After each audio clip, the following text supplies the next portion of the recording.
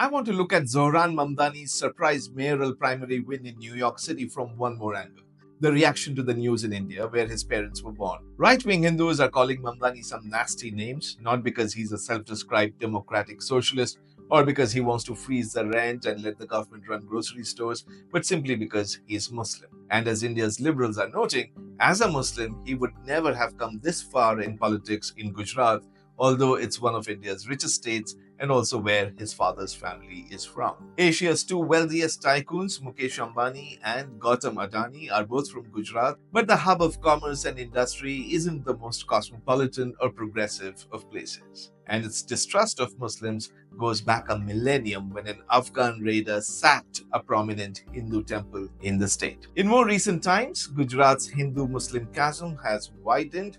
The state's once dominant political party lost the plot on social progress and Muslim political participation because it was too beholden to upper caste interests. That emboldened the Hindu right wing and led to the rise of Narendra Modi, who served as the state's chief minister between 2001 and 2014.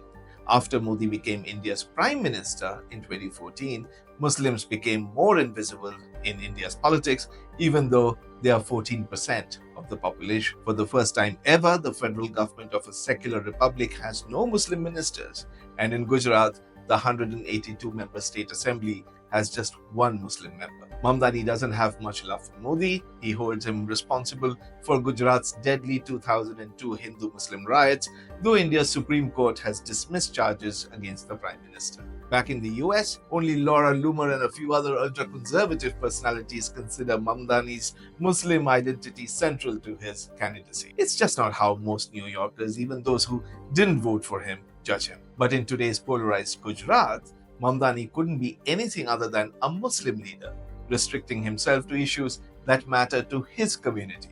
In other words, he can't represent a city. That isn't his problem, it's India's.